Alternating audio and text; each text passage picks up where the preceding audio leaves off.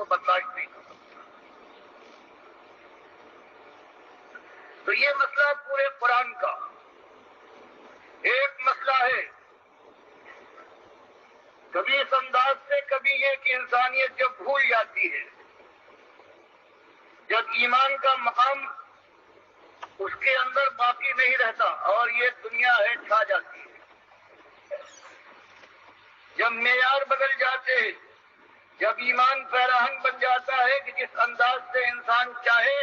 اسے پہنے اور جب چاہے اتار پھینکے۔ فرمایا جب کبھی ہماری رحمت جوش میں آئی ہے اور مشیت کا تقاضا ہوا ہے تو ہم نے انسانیت کو سمجھانے کے لیے جس کو بھیجا ہے اس نے یہی ایک ایمان کا مسئلہ اٹھایا ہے کہ بھائیو ایک مسئلہ حل کر لو، پھر تمہارے ہزار مسائل ہیں چٹکیوں میں حل ہو جائیں گے۔ فرماتا ہے وَلَقَدْ بَعَثْنَا فِي كُلِّ أُمَّةٍ رَسُولًا أَنِ اعْبُدُوا اللَّهَ وَاجْتَنِبُوا الطَّاغُوتَ۔ ارشاد فرمایا گیا کہ ایک ہی مسئلہ ہے، اور ہم نے جب کبھی جس قوم کے اندر وہ آزاد اور سرخوش اور دیوانی بن گئی ہو اپنے دنیاوی جوش کے اندر، جیسے قوم عاد تھی یا قوم ثمود تھی، یا کوئی غلامی میں جکڑی ہوئی قوم ہو جیسے بنو اسرائیل کے لوگ تھے، یا عرب کے ریگزاروں میں بسنے والی ایک ایسی قوم ہو کہ جس کے معاش کے اوپر ہر وقت کسیاں رکھتی، یا مرغزار ہوں شام اور فلسطین کے، یا بابل اور نیروا کے، ہر جگہ ایک ہی مسئلہ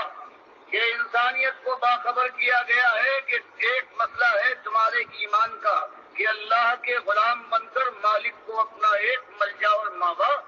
مالک کو رب، اپنے پروردگار کو الہ، اس کو معبود مانو اور اس کو الوہاب سمجھ کر وہ داتا گردانو، مشکلوں میں حلال المشکلات وہ ہے، غوث تمہارا وہ، فریاد رس ہو، مجیب الدعوات، سمیع الدعا ایک ہے، اس کو یوں ماننے کے ساتھ ساتھ واجتنبوا الطاغوت، اور کتنے یہ باطل ہیں اپنا تخت بچھائے ہوئے طاغوت کی شکل میں براجمان ہیں اور اپنی چلاتے ہیں خود مختاری کی ہوا میں دیوانے بن گئے ہیں۔ دنیا ان کے سامنے سر بھی جھکاتی ہے، ان کے تخت کو بھی اپنے کاندھوں پر اٹھاتی ہے، اس کی حفاظت کے لیے اپنے بال بچوں کو قربان کرتی ہے ان کے اوپر سے اور ان کی بات مانتی ہے۔ فرمایا اگر ایماندار صحیح معنوں میں توحیدی ہو تو اس طاغوت کے تم دشمن بنو گے، اس سے میل ملاپ، لین دین اور مداحنت کا کوئی موقع نہیں ہے۔ اللہ کو اپنا مالک مانتے ہو تو اللہ کے جتنے دشمن ہیں طاغوت کی شکل میں، چاہے خود اللہ کی بندگی کی طرح سے اپنی بندگی کی طرف بلائے، مالک کی کبریائی کی چادر پر ہاتھ ڈال کر خود اوڑھنا چاہیں یا کسی اور کو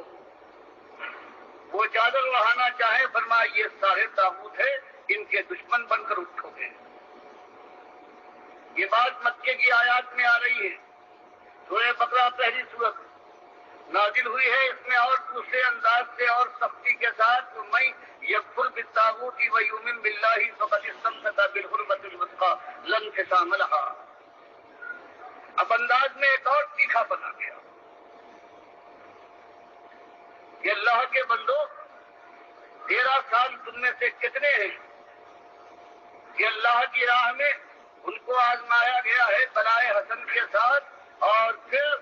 ان کو اللہ کی طرف سے توفیق ملی ہے ہجرت تک۔ یہ 3 مارکے انہوں نے سر کر لیے ہیں، اب آخری مارکا فولاد کا مارکا آنے والا ہے جہاں پر سر اچھلتے ہیں، سینے چاک ہوتے ہیں۔ اب وہ بھی دعوت دے رہا ہے، اور بات وہی ہے، شیطان کبھی دل کے اندر یہ ڈالے کہ 13 سال گزر گئے مکے کے اندر، چین نصیب۔ یہ دعوت ہے اللہ کے بندوں، میرے پیارے بھائیوں، یہ دعوت ہے۔ جب تک یہ دعوت نہیں اٹھے گی اس قوم کے اندر کوئی خیر نہیں آ سکتی، کوئی تبدیلی نہیں آ سکتی، مثبت تبدیلی۔ کبھی نیا پاکستان نہیں بن سکتا ہے، ورنہ پرانا پاکستان رہے گا جس میں کفر ہے، شرک ہے، مزار پوجے جا رہے ہیں، بالکل اسی طریقے سے جس طرح ہندو اپنی مورتیوں کو پوجتا ہے، صرف فرق یہ ہے وہ اپنی مورتی کو کھڑا کر کے پوجتا ہے، بارڈر کے اس طرف جس کو انڈیا کہتے ہیں، بھارت کہتے ہیں، وہ اپنی مورتیوں کو کھڑا کر کے پوجتا ہے، اور سرحد کے اس طرف جس کو پاکستان کہتے ہیں، یہ اپنی مورتی کو لٹا کے پوجتا ہے قبر کی شکل میں، وہ اس کو مہاراج کہتا ہے، یہ اس کو بابا کہتا ہے، وہ وہاں بھجن گاتا ہے اور یہ یہاں قوالی ارشاد فرماتا ہے، اس کے اوپر جھومتا ہے، وہ پرشاد باندھتا ہے اور یہ یہاں بابا کی نیاز بانٹتا ہے، وہ وہاں پھیرے لگاتا ہے اور کہتا ہے مہاراج کے پھیرے لگائے میں نے، اور یہ چونکہ مسلمان ہے، اردو بولتا ہے، عربی کی اصطلاح استعمال کرتا ہے، تو پھیرے تو کہہ نہیں سکتا ہے، یہ کہتا ہے میں نے طواف کیا بابا کا، وہاں وہ ماتھا ٹیکتا ہے اور کہتا ہے ڈنڈوت کی میں نے مہاراج کی ڈنڈوت کی، اور یہ یہاں ماتھا ٹیکتا ہے اور کہتا ہے میں نے یہ بوسہ دیا، سجدہ تعظیمی کیا ہے۔ کوئی فرق بتاؤ اللہ کے بندو، پھر کہتے ہو کہ ہماری ماں اور بہنیں ہندوؤں کے بستروں پر اولادیں جنوا رہی ہیں، اور ہر جگہ کفر و شرک پھیلا ہوا، ہر جگہ ذلت اور خواری ان مسلمانوں کے ساتھ چمٹا دی گئی، انہی کو دہشت گرد کہا جاتا ہے۔ یہ آزادی حاصل کریں کسی اپنے خطے میں تو یہ دہشت گرد ہیں، اور دوسرے اگر آزادی حاصل کریں تو وہ اپنے فریڈم فائٹر ہیں۔ یہ جو دور معیار بنا دیے گئے، تو ان معیار کو بدلنا ہے اللہ کے بندو۔ ایک معیار ہے، اب یا اللہ کے بندے ہو یا طاغوت کے بندے ہو، شیطان کے بندے ہو۔ اگر اللہ کے بندے ہو تو اپنی بندگی کو ثابت کرو، اپنی غلامی کو ثابت کرو کہ تم اللہ کے بندے ہو، تم اللہ کے علاوہ کسی اور کے سامنے نہ جھکتے ہو، نہ رکوع کرتے ہو، نہ اس کے واسطے وسیلے دیتے ہو، نہ نظر و نیاز کرتے ہو، بلکہ سارے شرک اور کفر کے تم دشمن بن کر اٹھو گے۔ یہ دعوت ہے ہر نبی کی اسی انداز سے، اب کوئی نبی آنے والا نہیں ہے۔ آخری نبی محمد صلی اللہ علیہ وآلہ وسلم خاتم النبیین آج سے 1500 سال پہلے اسی انداز سے یہی دعوت لے کر اٹھے تھے مکہ کے اندر تمام انبیاء کی سنت کے مطابق۔ تو یہ دعوت اس طرح پھیلی اللہ کے بندوں۔ اور آج ہمارے بھائی ہیں نادان بھائی، یہ اسلام کا اگر نام لیتے ہیں تو کہتے ہیں کہ بس مدینہ ریاست سے شروع کرو، خلیفہ کیسے بنے تھے، خلفاء نے کیا کیا تھا۔ بھائی یہ خلفاء جو بنے تھے یہ کس بنیاد کے اوپر بنے تھے، دعوت کیا تھی؟ وہ جو عمارت کھڑی ہوئی ہے اسلام کی، اس کے پلرز کے اوپر کبھی غور کیا؟ بنیادی پہلا پلر لا الہ الا اللہ محمد رسول اللہ، پہلی گوئی اس بات کی دو کہ اللہ کے علاوہ کوئی الہ نہیں، کوئی داتا دستگیر مشکل کشا حاجت روا نہیں۔ آپ نے پاکستان کو شرک کا گودام بنایا ہوا ہے،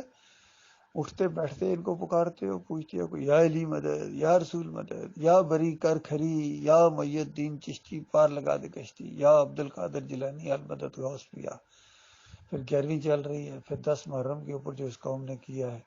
حلیم گھوٹے ہیں، شربت پلائے ہیں، گھوڑے کو پوجا ہے۔ بتاؤ اللہ کے بندو کون سا شرک ہے، کون سا کفر ہے جو اس کے اندر نہیں، پچھلی قوموں کے اندر ہو؟ لہذا ترس کھاؤ اپنی جانوں کے اوپر، ترس کھاؤ اپنی جانوں کے اوپر۔ یہ دعوت تھی اس صدی، پچھلی صدی کے اندر، جو 20ویں صدی ہے، اس کے آخری حصے میں یہ دعوت اٹھی ہے۔ ایک صحیح عالم دین، موحد عالم دین اور آرمی افسر، اس نے یہ دعوت اٹھائی ہے، ڈاکٹر مسعود الدین عثمانی رحمۃ اللہ علیہ۔ میں اس وقت فوج میں تھا، میں خود آرمی افسر تھا جب یہ دعوت مجھ تک پہنچی ہے۔ میرے دل کے اندر اور میرے دل و دماغ کے اندر یہ دعوت چلی گئی، اور پوری طرح مجھے پتہ چل گیا، جو بڑے بڑے جرنیل مجھے نہیں سمجھا سکے ہیں کہ قطر کی شکست کی وجوہات کیا تھیں، اللہ کے اس بندے کی ایک تقریر نے مجھے سمجھا دیا کہ یہ مسئلہ ہے اصل میں، اور نعرہ حیدری لگاؤ، اور چڑھاوے چڑھاؤ، اور یہ کفر و شرک کے دائی بنو۔ اللہ تعالیٰ نے تمہیں ذلیل و خوار کیا ہے، اور اگر ذلت کو ختم کرنا چاہتے ہو تو تمہیں پھر ایمان کی تجدید کرنا پڑے گی، دوبارہ ایمان لاؤ، لا الہ الا اللہ محمد رسول اللہ سوچ کے پڑھو، شعوری طور پر ایمان لاؤ اس کے اوپر، تو ہمارے سارے مسائل چٹکیوں میں حل ہو جائیں گے۔ اور اگر یہ ایمان اختیار کرنے کے لیے تیار نہیں ہو تو یاد رکھنا دنیا کی ذلت بڑھتی چلی جا رہی ہے، حالات خراب سے خراب تر ہوتے چلے جا رہے ہیں، بہت بڑی افراتفری اور خون ریزی کا خطرہ ہے ہمارے پاکستان کے اندر، خانہ جنگی کا خطرہ ہے، اور یہ اللہ کا عذاب ہوگا، اللہ کے ساتھ غدر کرنے کی وجہ سے، کلمے کے ساتھ غداری کرنے کی وجہ سے۔ لہذا سب سے بڑی ضرورت اس بات کی ہے کہ معافی مانگی جائے، اجتماعی طور پر قوم معافی مانگے اللہ تعالیٰ سے، اور شرک اور کفر کے ان سارے اڈوں کو گراؤنڈ کر دیا جائے، ان کے اوپر بلڈوزر چلا دیا جائے۔ ختم کر دیے جائیں، ہمارا ان سے کوئی تعلق نہیں ہے، خالص معافی مانگی جائے اللہ تعالیٰ سے۔ اور جن لوگوں نے اس کو پھیلایا تھا وہ طاغوت ہیں، ہم ان سے بیزاری کا اعلان کرتے ہیں۔ جنہوں نے یہ مزار بنائے ہیں، جنہوں نے عرس اور میلے شروع کیے ہیں، 11ویں اور 12ویں شروع کیے ہیں، واسطے اور وسیلے شروع کیے ہیں، جمہوریت کا مشرکانہ نظام شروع کیا، سب سے ہم بیزاری کا اعلان کرتے ہیں، ہمارے ان سے کوئی تعلق نہیں ہے۔ اس طرح اعلان کیا جائے بڑے لیول کے اوپر۔ باقی اگر نہیں کرو گے تو یاد رکھنا جہنم اللہ کی تمہارے انتظار میں ہے۔